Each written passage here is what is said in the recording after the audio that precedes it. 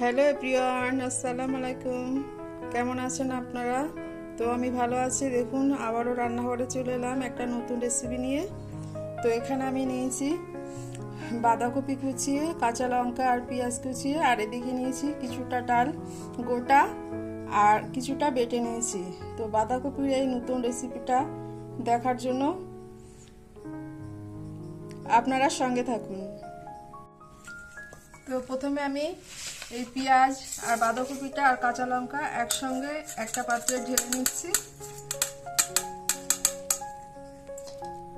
এবার আমি দিয়ে নিচ্ছি লবণ, হলুদ গুঁড়ো,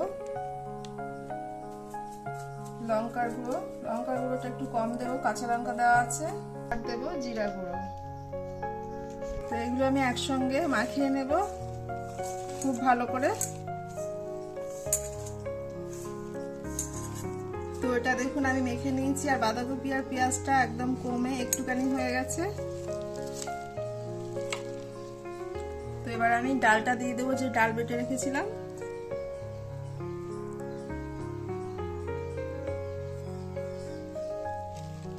আর গোটা ডালগুলো দিয়ে দেবো আমি। এবারে সবগুলো একসঙ্গে মিশিয়ে নেবো আবারও।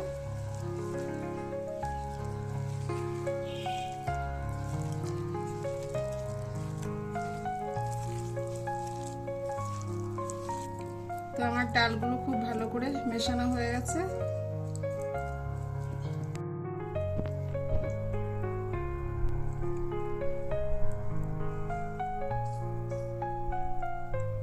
তো আমি এখানে এটা ভাজার জন্য কড়াই বসিয়ে দিয়েছি আর তেলও দিয়েছি। তেলটা তো গরম হয়ে গেছে। তাও এরকম ছোট্ট ছোট্ট করে গোল গোল করে একটু চেপে দিয়ে হাত দিয়ে চপের আকারে এগুলোকে ভাজা করে নেব।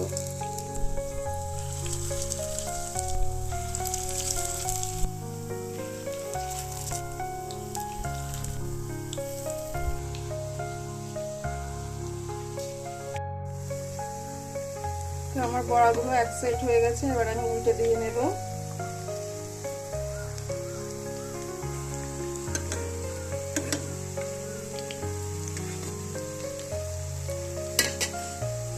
যেহেতু এক সাইড হয়ে গেছে আমি উল্টে দিয়ে নিয়েছি, আর এই সাইডটা আরো কিছুক্ষণ টাইম লাগবে হতে।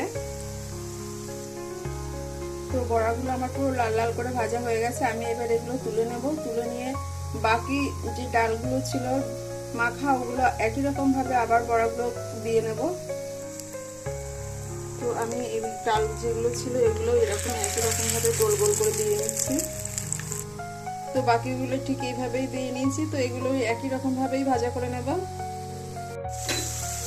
তো দেখতেই পাচ্ছেন আমার যে জলটা দিয়েছিলাম মাঝখানে কষানোর জন্য, জলটা একদম মরে গিয়েছে, আর টমেটোটা গলে দিয়েছি আর পুরো তেল তেল হয়ে গিয়েছে। তার মানে মশলাটা একেবারে রেডি।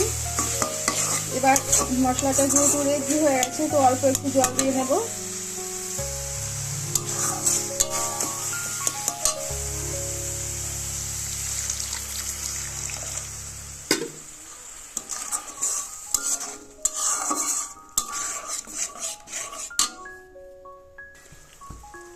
জলটা ফোটা শুরু করেছে, আমি এবার বড়াগুলো দিয়ে নেব।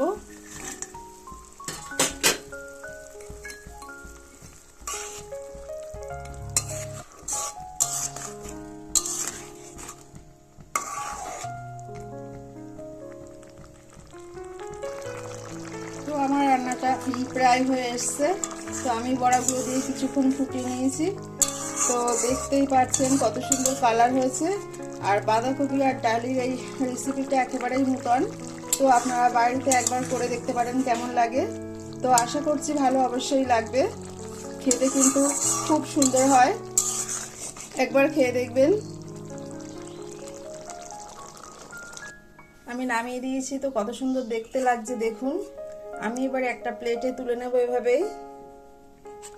তো এই বাঁধাকপি ডালের রেসিপিটা আপনাদের কেমন লেগেছে অবশ্যই কমেন্ট করে জানাবেন। আর আমার রান্নাটা আপনাদের কেমন লাগলো সেটাও বলবেন। আর যদি পারেন একবার বাড়িতে এভাবে রান্না করে খেয়ে দেখবেন কেমন লাগে। তো দেখুন কত সুন্দর হয়েছে। বাড়িতে যদি কখনো মাছ মাংস ডিম না থাকে, এভাবে ডাল দিয়ে বাঁধাকপি নতুন রেসিপি খেয়ে দেখতে পারেন।